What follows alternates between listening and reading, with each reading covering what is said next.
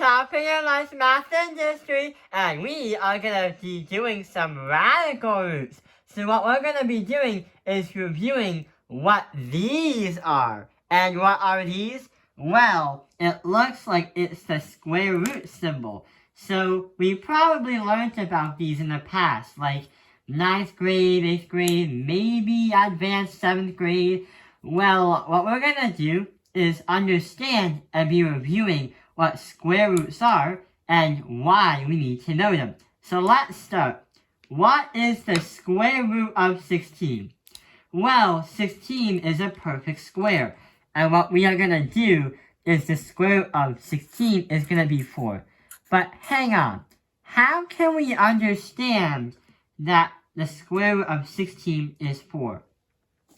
Well, we have a table right here. It has the number and the square. So what we're going to say is 1 times 1 is going to be 1.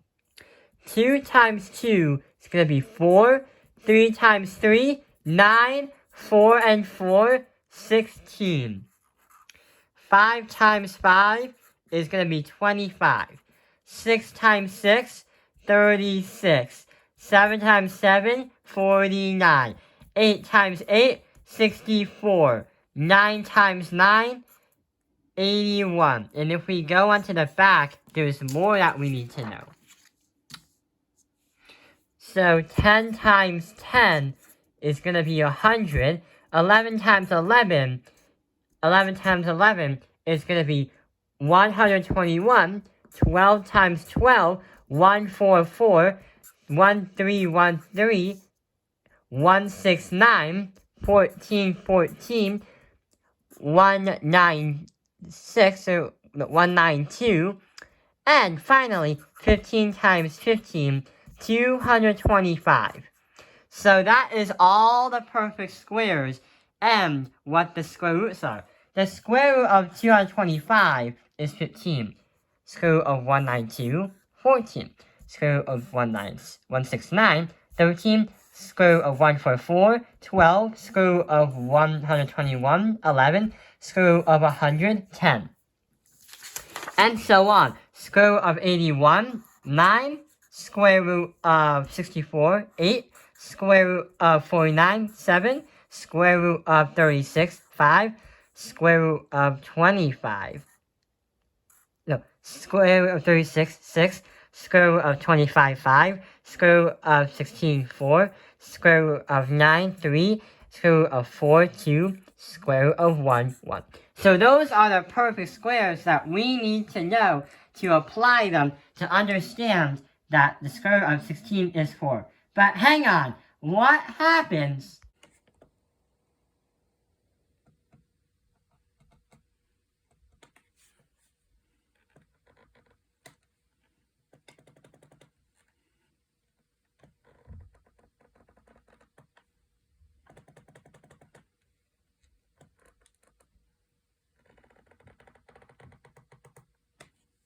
if we try to do the square root of, the square root of 48? How are we supposed to do that? Well, the thing is, 48 is not a perfect square. So that means that we have to do something. Could we use it on a calculator? Let's see.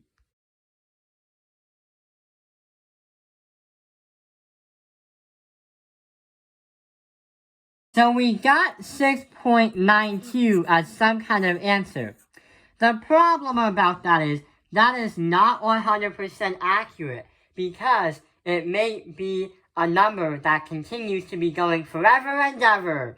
And if we apply this to any kind of job, if you are doing a job that involves math and you have to be precise, like if you're engineering something, or if you're at NASA maybe, if you give your engineers a decimal that keeps going forever and ever, and just round, it's not gonna work because that tiny decimal is also what's needed to make things precise.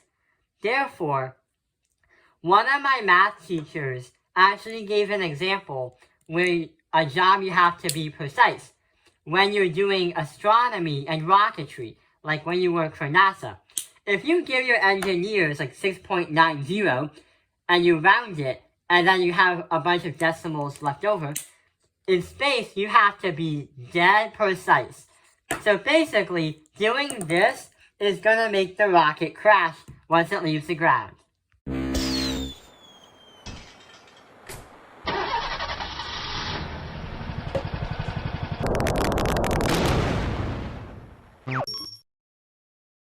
But trying to simplify this radical of 48 is gonna help, because now your engineers and your coworkers are gonna understand what you mean by the square root of 48, and that will be able to get the rocket in the air successfully.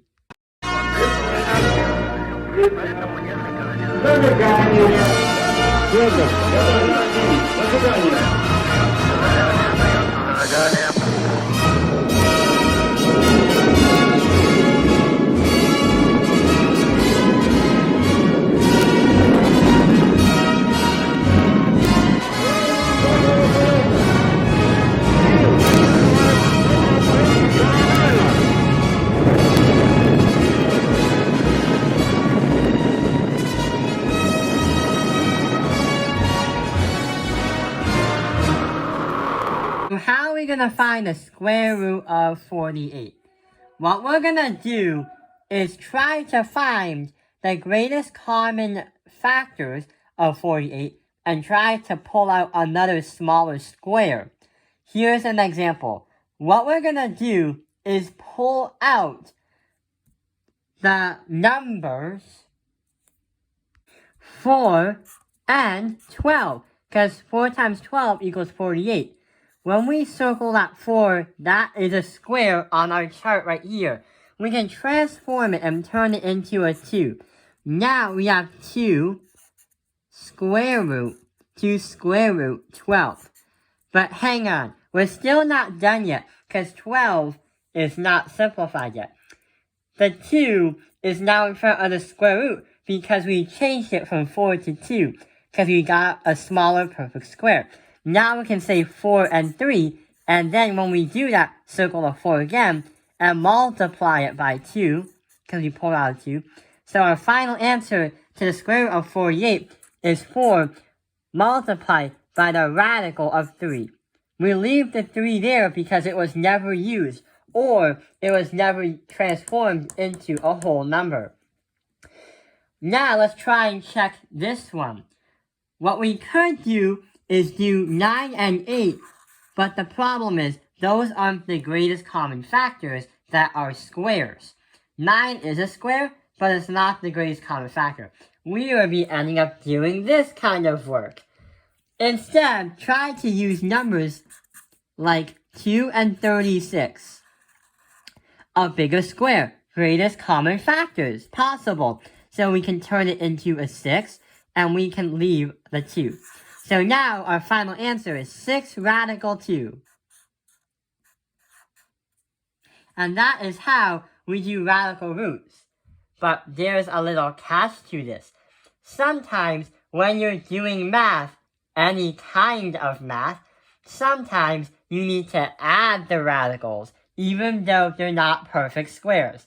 And sometimes when you're doing this stuff, you can't actually be picture perfect and fair and square unless you do all this stuff.